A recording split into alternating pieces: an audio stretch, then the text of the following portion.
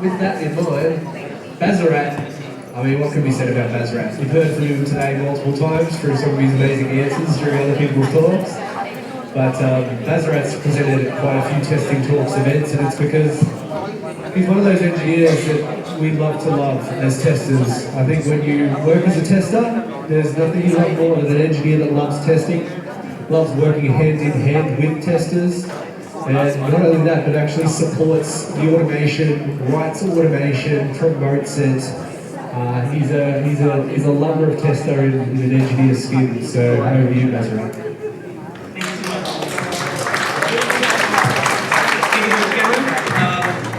So this is a talk on automated web testing with Cypress. Raise your hands if you use Cypress. Cool, lots of people use it already. Raise your hands if you use Playwright. Why? Sorry, this is a joke. I love both things. I have courses on Playwright as well.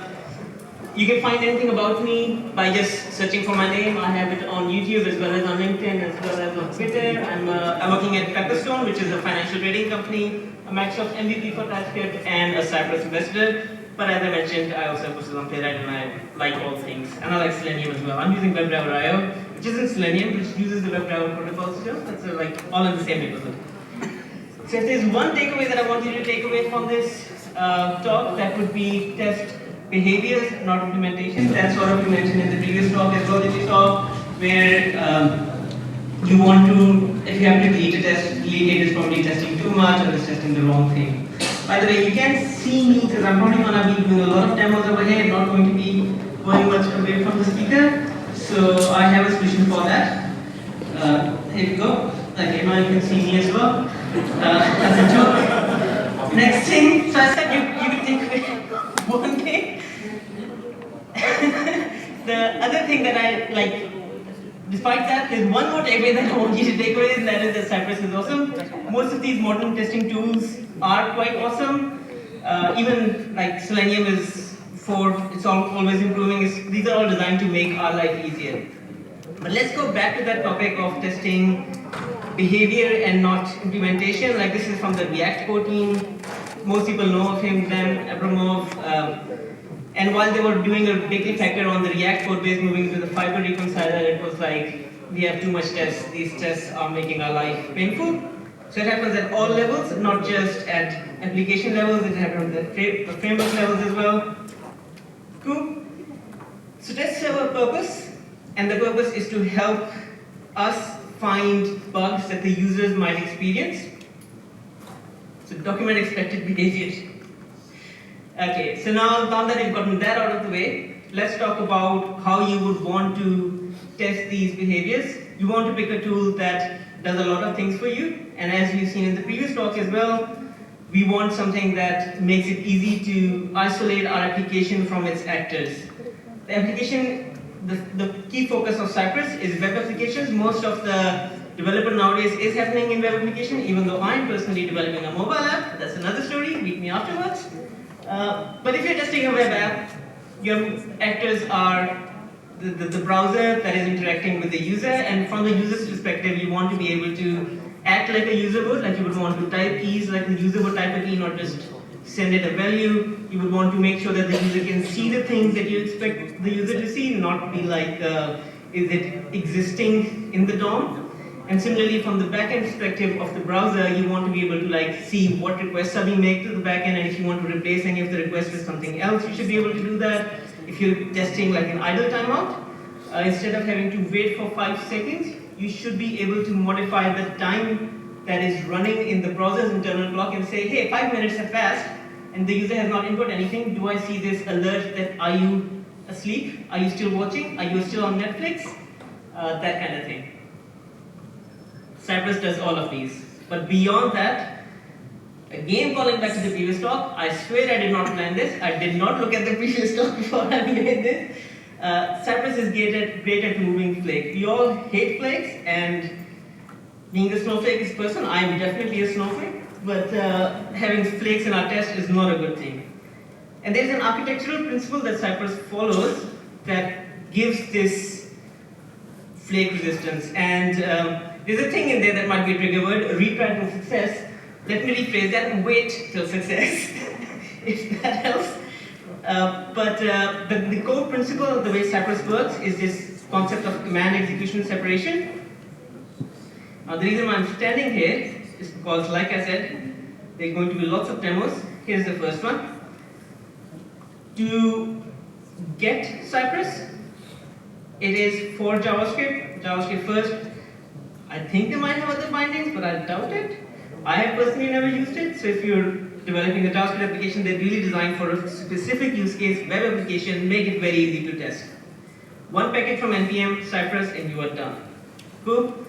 Beyond that, if you want to run Cypress in GUI mode, we will be using Cypress open command. For those that are familiar with package.json, this is what's pointing to that. And then when you want to run it in non-GUI mode, like headless within your CI, you can run Cypress run command and that will run it in headless mode. Just a random tip, unrelated to Cypress, even if you're using some other JavaScript automation testing framework, there's this npm package called concurrency, which allows you to run 2 commands simultaneously. Here we're going to start the app as well as Cypress. And then there's another command called start server and test, another npm package, which basically runs the command, then waits for some particular HTTP endpoint on the current machine to become available, and then runs the second command, which in our case is going to be headless Cypress. You're going to see examples of all of these pretty soon, so it shouldn't be too confusing. So I have the internet connected, so I'm just going to try and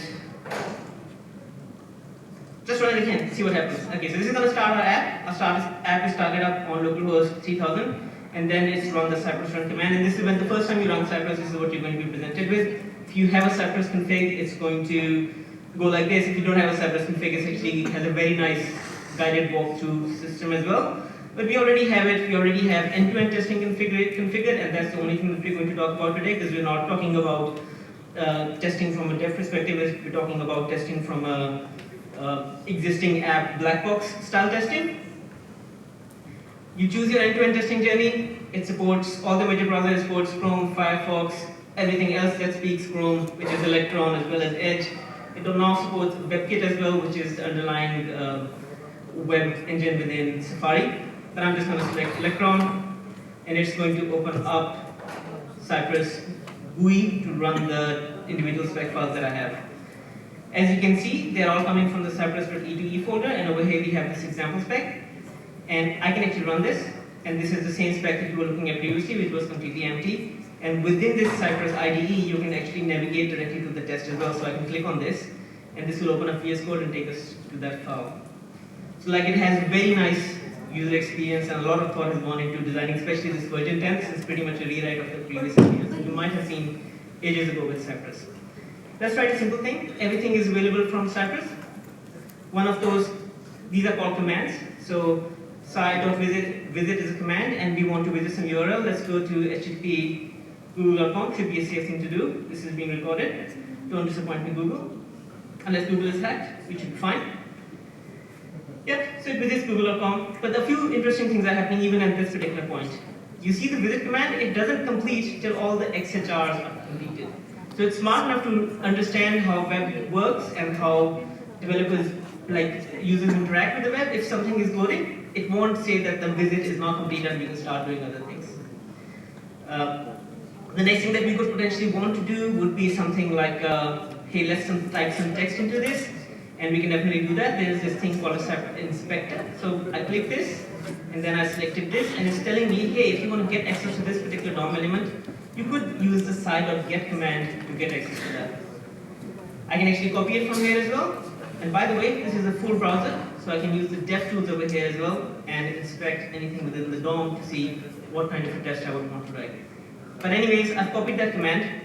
So let's do that next. What could we do with this? Well, we could type something in. We could type in hello. Cool. And as you'll see, that's going to work.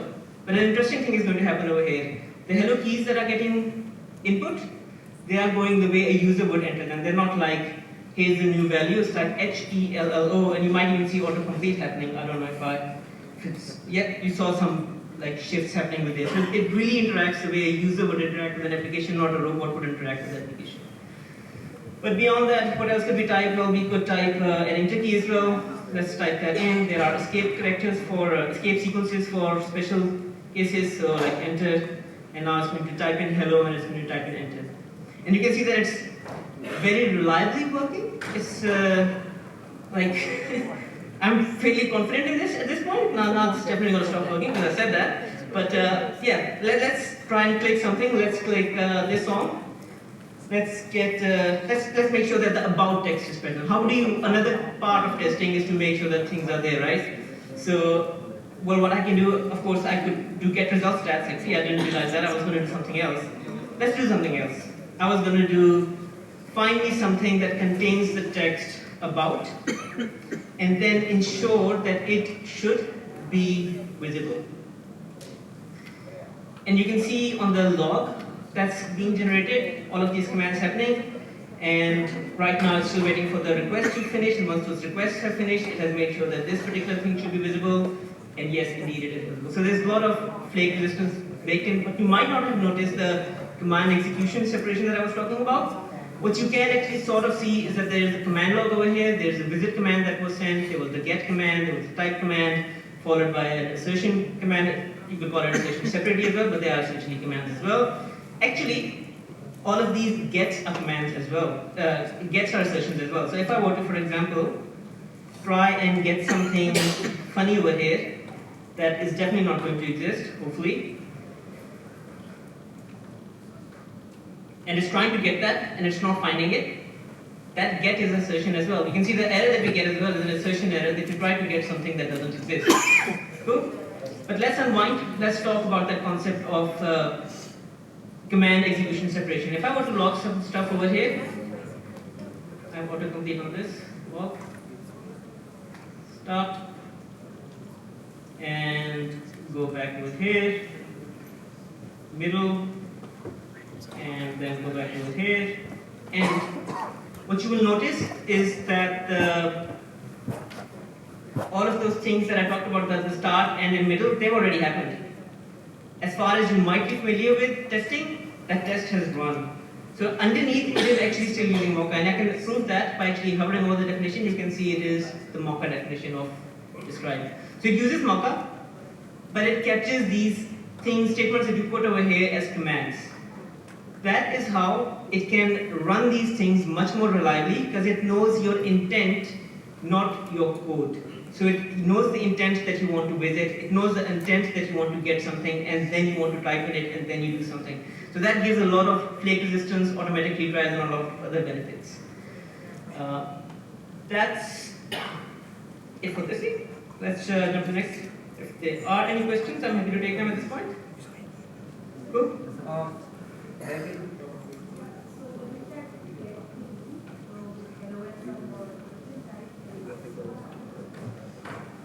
So with the text, so with that get and with this type, what is the question here? Yes.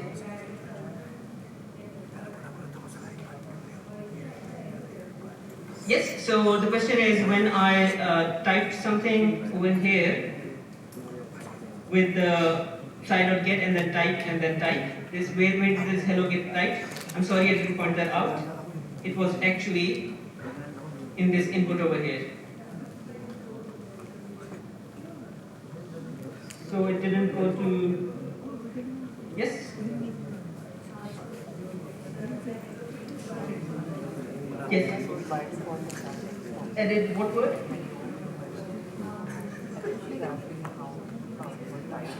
Yep. I completely understand, I probably made a mistake, but we'll talk further afterwards. But thank you for raising that. Okay, so that's the basics of using Cypress. Thank you everyone for staying, by the way. I'm really glad the camera hosted drinks after this as well, and that might be contributing as well. But thank you for that. Okay, let's jump into the next thing, which is, this really thing is designed to be like a workshop, and that's what the title is, a workshop. And the way we're going to do this workshop is, I'm going to present the challenge and I'm going to try and solve them, and we'll see how it will go, and we'll hopefully learn a lot more concepts about Cypress. And for that, we'll do this simple to-do MVC app. And the reason why I'm going with this to-do MVC app, because it has a very well-defined spec. a lot of testing is writing great specs. That's like most testers here understand that. So because I have this great spec, it means it makes a great candidate for testing. Let me just give you a quick demo for those that haven't seen it before.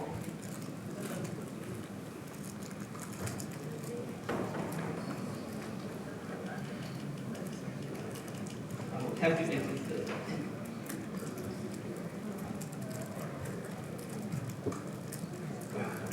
So this is a to-do MVC app. You can add to-dos to it. Nothing special. You can mark to-dos. You can delete to-dos. There are also further features as well, and we'll look at these features as we test them. But that's the basics of what the to-do MVC app looks like.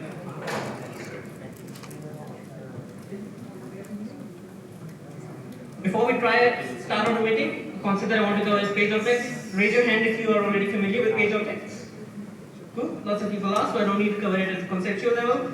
But in a sentence, it would be an API you create on top of your page to make it easy to interact with the page instead of things flying around uncontrollably. That might sound weird, so let's just look at it. So this is the to-do page object that I've created, and it has stuff like, hey, if you want to clear the backend, we'll talk about this in a bit. If you want to visit this particular URL, do that. Here are some class names that exist. If you want to get the app element, the new to-do input element, the main element, these are the selectors that we've seen, side.get main, side.get footer, all of that stuff. Cool. And we might look at more of the stuff that is within this as we try to use this page object. And one more thing that I want to cover before we start the workshop portion is that implementation versus behavior. So the to-do MVC spec that I showed, even though it is very well spec'd out, it is very much spec'd out from an implementation perspective. You can see things like it must have a parent li, you must click a label, and it must have in the .editing class. And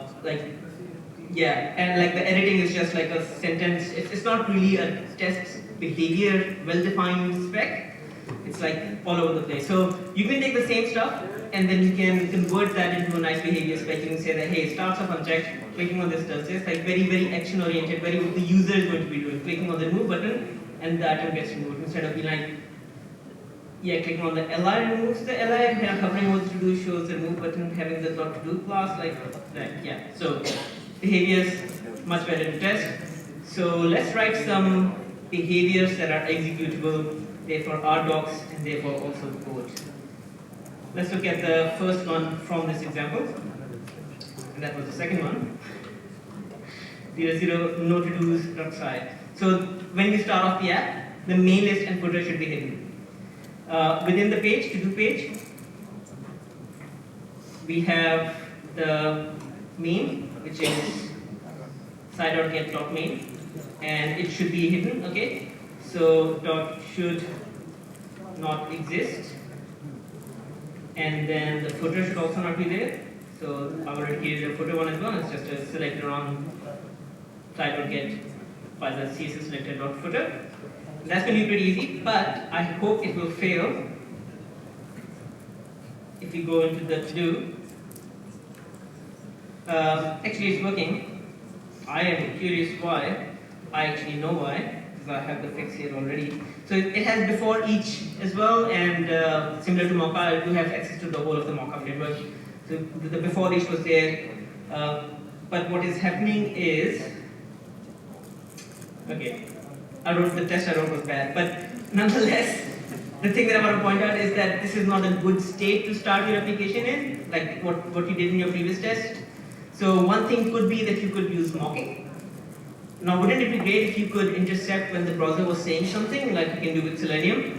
Yes, you can do that with Cypress as well. The way you would do that is you would say sci.intercept, and if there is a call, HTTP, localhost 3000, or API, or get-o, then it should return to-dos,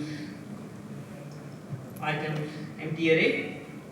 And now you can actually see it over here when it tries to get before with it the routes. Yeah, if someone tries to get this particular URL, it's actually going to return that empty array, and that's why now you have a nice clean state that your application is in.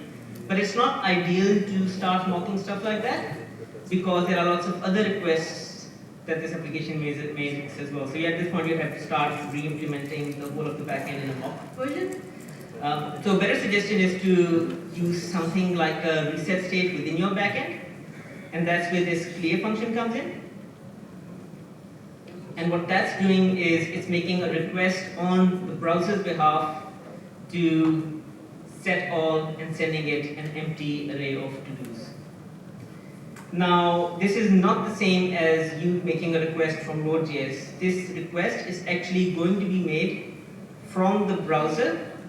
So if, for example, it was a login request and it came back with any authentication cookies, they would get set on the browser. So you could actually do site.request and make a request to your API backend that is login and give it to your username and password and receive the cookies, and they would get set the same way as if there was a UI that you had in which you input the username and password and login. So that request is made now, which is why the next fetch request that is made is coming back with an empty. By the way, I have the DevTools open over here. You can see all the requests that you normally see, like in the console over here, in the network. This is also available. I could actually open it over here as well. But this is being tracked within the Cypress command log as well, and I can click this, and this shows me like the response body for that particular thing. And of course, in this particular case, it's empty because before each we are setting it to an empty array. Cool. So that's the first spec done. The main disk footer and the footer should be open. Now, of course, it's not in this case. Okay, I'll just. I wanted to fix a bug in my code, but let's just move to the next step. Okay, let's try to write some more tests. The input element should be focused when the page is loaded. And indeed it is. You can see right now the input element is in focus by the clicking get it. The way you get the focused element within Cypress, side.focused. Like you can see, it's very web oriented. Side.focused, and it should, all assertions in Cypress start with should. It has its benefits and negatives, but I didn't actually have to install TypeScript definitions for Cypress. The Cypress team ships with the TypeScript definition, and all the autocomplete that I'm getting is coming from TypeScript definitions maintained by the Cypress team. So the focus element should have, now I know about my application, it should have the class, whatever the focused class is, which I don't know, but hopefully I have edited, or someone else has edited it to the to-do page, .class names, .new to-do input, clearly. I could find it as well, by the way. So if I were to now run a different spec, open up the specs, go into that, that's one way of running them. Another way of running them is to actually just have while it's running, there's a button over here to expand the specs as well, and I can easily swap between new to do and no to do's. But we're in the new to do spec right now. I could have actually easily found the class that exists on this particular element by inspecting it in the DOM as well, because I have full access to the DOM. I could actually be even live coding this app right now and have the tests open in a separate window, and like have the app, the tests, and my IDE in different windows, and yeah, show the devs. I am a dev. So I could find the class over here, and you can see that it has the class new to do. So I could actually, and that's what probably this new to do input is pointing to. So it should have that class. I've just created a nice page object on top of it, but you can write the page object. Created by enter. So when you press enter, new to do gets added. So side dot. Actually, I have on my page object to do page dot new to do input dot type hello, and then type enter.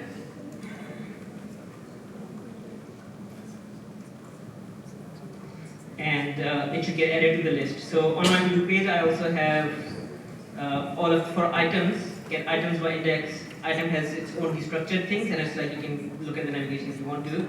It's pretty simple. It's like get by test ID this thing, get by test ID this thing, get by test ID this thing by the index. So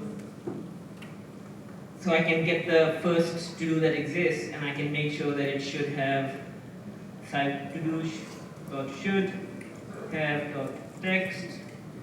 Actually should have. Well, let's just run this. Should have text hello, and I totally expect this to fail. Again, of course, going to succeed, but it's not. Yes, so it's trying to get the text, but it's actually not the text. Input type value. Actually, I'm doing something that's completely crazy. I'm using the checkbox. I mean to say item label by index. Cool. Item label by index. Labels have text, and it should have the text hello. This should pass. Now you can see that it's running all the other ones as well, and that can get 9. So you can actually do dot only as well. If you're familiar with Mocha, it is real Mocha. This is not a mock Mocha. Yeah, so that happens. Expected new to do to have class new to do, because I'm still running new to do. Because why not? That is correct. Oh yeah, I'll run the focus one. Sorry, I intended to run this one. Cool. So that's it. It's making sure that this particular, you can type into this, press enter, and then actually within this log, it has DOM snapshots of all the things as well. So you can see what the state of the application looked like when you were typing something. Then you can see once that type was completed and you pressed enter, what the DOM looked like. So you can go back and debug at any point if things start to fail. Cool. That's that. What else could we do? We could it should clear the input after adding. So if I type and press enter and then I try to get the new to do input, it should have the value of nothing, so it should clear it basically. And I'll run all of these in a sequence actually, might as well. So that's that should be fine. And then prim before adding. So if I were, for example, to have lots of spaces over here and lots of spaces over here, and the text that get added should still be hello. And then yes, I'm not obsessed by Adele, I just like the word hello. It starts a conversation. Do not create a blue if the result of system is an empty. So if I just print spaces, then they should not even exist. So I get labeled by index 0 should not that exist. Cool. So all of these run, and yeah, all of them work. That's pretty much it. It's an interesting experience. I would maybe want on an interview it maybe clear it as well. I don't know, but that's the spec. It passes the spec. That's the product decision. Anybody else also to product? Sorry. Let's move to the next one. Let's do one more. What are the specs for the item that gets added? Well, it should start off as unchecked. So we've added to-dos a few times. Might as well just create a utility for it within the page object. I've already done that. To do page.add to do. This is exactly what the function that you've been seeing, which is a type in some text, type in enter, and it should have that value. It's actually, by the way, this is a good suggestion to have insertions as a part of your actions as well, to make sure that this is like, instead of having to add a weight, you make sure that what you expected the state to be after a particular action, it exists. Although in this particular case it's really not required, but it exists. Okay, so add to do something that Adele likes, and then I actually didn't plan this to be an Adele talk, but here we are. So it starts off unchecked, so to do page, raise your hand if you like Adele. Ah, excellent. I once went to a talk and it was all about Beyonce. I think I got inspired by that. So to do page starts off unchecked, so item, some stuff about item, get me its checkbox for the 0th index, and then it should be .checked. And you can see that it's very web focused, like checking and unchecking is a web thing. That's what the property exists on an input when it's checked, and this is an assertion based on that. So it should be checked. What else should happen? Clicking on the checkbox toggles it. So if I were to, for example, click it,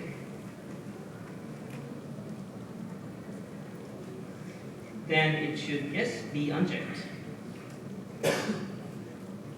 And then what else? Clicking on the remove button. Okay, so add to do. Let me just make sure that these two pass. So bring here item. Now if this was a workshop, you would all be doing this and I'd be running around and helping. But now you see me fail. So this is what it feels like. Okay, item starts up unchecked, get the new to do, hello, get item toggle, expected item toggle to be checked. Of course, it starts off unchecked, not checked. I didn't read the spec wrong, so it's like starts off unchecked, so it should be unchecked. And this should be checked. You can sort of see like the debugging experience as well, that's the whole point of this, that you can, in a workshop you can see what real life pain looks like. So, okay, it's still failing, so it should be unchecked. So let's see if yes, so it should not If I had used autocomplete, I would have been better. If I had done b.unchecked, it would have been like there's no unchecked. It's actually not the unchecked. I don't want to define unchecked. Not checked, not be checked. I don't know what I was doing before, but cool. So that's good. Still haven't written the last one. Clicking on the remove button should remove the item. So let's add the to do, and let's try to get the remove key from it. So get items something should have like a destroy remove button. Destroy by index 0 and click that, and then expect do page dot item by index, item label by index 0. Zero's label should no longer exist. Cool. And I'll just run this one in isolation. And it's trying to click something, and you can see it's automatically retrying that tiny progress bar that you see. I can press R actually to reload this code. That's redone. You can see that there's a timer that's happening, and like there's a lot of work that has gone into making this UI as accessible as possible, as like convenient as possible. And it's trying to click something, and it's not finding it. It's not finding it. It's trying to actually I can make it fast. I can actually hover over the thing, and then the cross shows up, and then it clicks it immediately. Now the test passes. So how do I get that thing to appear? That's actually a DOM element. Now, the reason why you can click it, I want to point that out as well, because the user can click it. So Cypress knows that it exists. You can definitely click it. The code can definitely click it, but code is like, hey, sorry, my cursor was still at the input pass. But the code is like, hey, the user can click it, so I'm not going to click it. No way. And actually, when the error comes, you can see that, hey, the element is not visible because it has a CSS property display none. You can take that to your devs. But I can actually make it available as well. I can actually say item this thing that I want to click, invoke show, and this is the deep integration that it has with the browser. It can actually talk to the DOM element and say like, I know your display none, but just show yourself. And now the test passes. Let's jump to one more. Okay, we keep doing this all day. So edit items. Let's see. So I'm getting tired of adding to-dos. So I can actually create a before each in the test as well. And in the test, I can add a to-do. So all of these tests will add that to-do. So I don't have to keep on copy pasting, add to do, add to do, add to do, hello, hello. And all the hello is capital. So maybe I did plan this. Okay, so double clicking the to-do label activates editing mode that I can demonstrate. So even though the test is complete, I can still interact with it. It's the real browser, and this is what it's talking about. I can double click it, and now it goes into edit mode. How do I make sure? So after it, there is a to-do page dot get item by some item stuff, right? Item label by index 0, and then double click it. See, browser friendly, browser API stuff, and double click it, and then magically the edit should appear. Cool. The edit for this particular item should. Anybody want to guess what I'm going to write here? B dot. Could do it just as well. I think this is fine. We'll find out. Next thing is the edit mode should exit on enter, blur, and escape. So that's like 3 test cases. But I actually don't mind having too much in my test cases because I'd rather have 1 test fail instead of 3 tests fail, and there's a reason for that. Because you might have seen the log that we get is quite nice. It will actually tell me at which point in this test it failed, kind of thing. That's like when tools improve, your behavior can change and adapt in the tool kind of thing. Okay, so the edit mode should exit on blur and enter and escape. So once it is here, if I were to type the enter key, then it should not exist anymore. It should go back into label only mode. And similarly, if I were to do, what is the next one? Should exit on blur. So anybody guess on what command I'll call over here? Raise your hand. Let's make it worth your while. Raise your hand and answer the command that you think that will go over here for $100. So it should exit on blur. What will be the command? Blur, not on escape, on blur. Blur. Raise your hand and say it. Damn it. Okay, so nobody gets a prize right now, but it's blur. Okay, this I think you'll be able to get. So what the third is that it should also exit the edit mode if I were to type the escape key. So what will be the command over here? Dot escape. Type escape. What will be the command over here? Yes, you said it first. Yes, so maybe this was rigged. We all speakers got in the room and you were like, you get $100, so he gets $100. Thank you. Thank you for your talk as well. Like I said, I use IPM nowadays because I'm a mobile dev now. Okay, so should type, and after this, if I were to type escape, ESC, then it should no longer exist. What's the next one? Enter results in a commit. So if I were to get the item and then type into it, okay, this is going swimmingly, no copy paste. So get it, double click it, and then if I were to type in this edit box some more stuff like world, so it's no longer about Adele. Oops, I don't know what I pressed, but I did, and it did something. But yeah, so if I were to type this thing and then followed by that I press the enter key, then this label that's getting created should have the new text. So the label should have text. I'm going to ask the question again. The card is already gone. There's no motivation. So the text should be hello world. Cool. And blur is also in the commit as well. Very easy. Copy paste the same thing. Instead of typing, do a blur. And it should have the text. Oops. It should have the text. Actually, type something and then do a blur. That'd be better, right? So then you know that there has been an impact of the fact that you typed something. So type something, world, followed by blur, but don't press the enter key because that's not copy testing. And then finally, what else? The commit is done after the trim. So if I were to, for example, add a bunch of spaces over here as well, then the text should still be hello world. And you know what? Let's run this and pray that this works. And if it doesn't, then you fix it, and that'll be good. So this is the 003. I'm going to jump over here, go into 003. It's working. It's working. It is not working.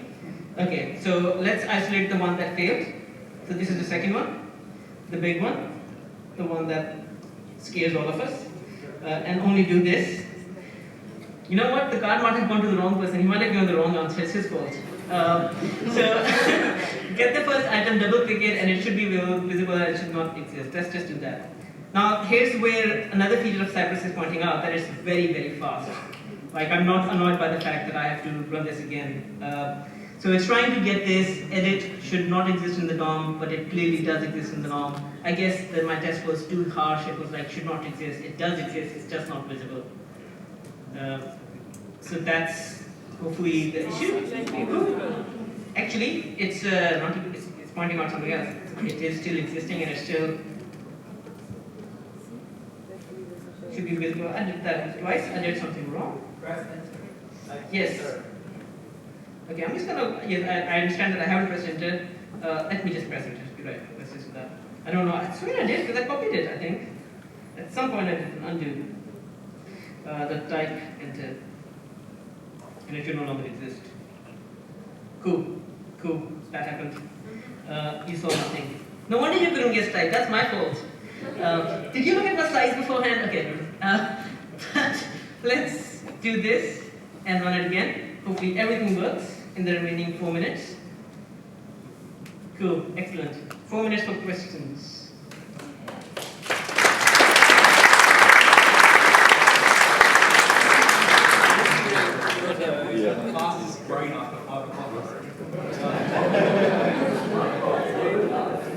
Yes, so blur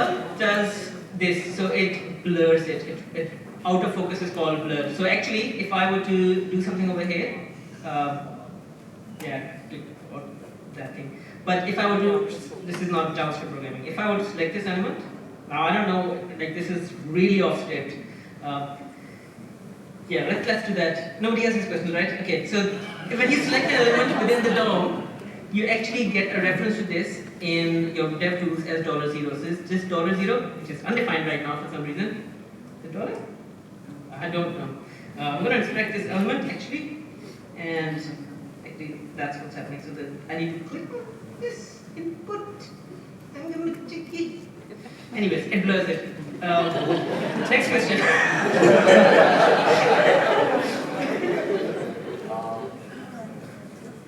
Yes, way at the back there.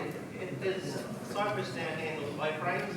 That is an excellent question and an excellent voice. It made it all the way from back there. I think. Yeah, that's impressive. Yes, good job. So does it handle cycling? Yes, 100% it does. If my peeps from Australia Post are here, we had a payment thingy in there that was like our own payment system, but you could use Stripe as well. The normally payment systems inject themselves in iframes, and we tested that perfectly fine, no issues. Yes? Sometimes when you have multiple tests, the page is reloading. Is it possible, especially with search? Excellent. Yeah. Sometimes the question is when you have multiple. Yeah. It's So it's consuming time because you have a lightweight. Yes. So the question is, while the tests are running, the page is constantly reloading, and that's because I have this visit every single time. So if I were to remove this, and there would not be actually a visit anymore. Actually, there would be no visit, so even the first thing would not happen. But because of this visit in each thing, it's actually that's a refresh. The visit is a new visit with new URL. Yeah. So can you solve that by having it, because it thinks it's going to localhost 3000, if you add base URL in your config, then it not overrides the default. Oh, excellent point.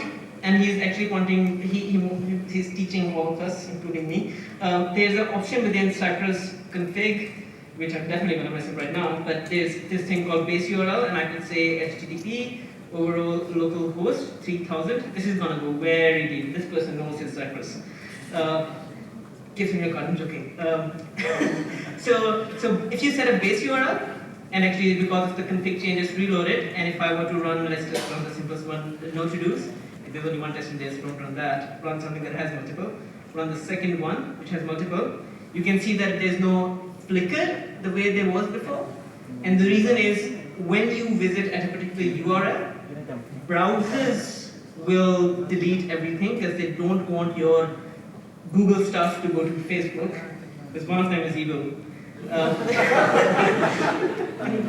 joking. I didn't say which one. Okay, so yeah, so you visit, so they clear that. But if you set a base URL, it's like, hey, I trust this URL. That's the one that it doesn't do a domain shift. That was the browser doing a domain shift. So set your base URL in your Cypress config. Shame on me. Next question, pay at the back. Cypress or Playwright? Last question. Sorry, Cypress or Playwright? Excellent question. So I have the answer actually. I could do a joke about this as well. We are out of time. But he's actually asked me for Cypress or Playwright, and he did his own evaluation, and I love his evaluation. We've done an evaluation at our team as well that I will share the results of you with privately. But summary: if you want to build your own automation framework, Playwright is an excellent choice. It is very API oriented and developer oriented. But if you want this particular GUI and this particular experience that someone else has created for testing, use Playwright. Use Cypress.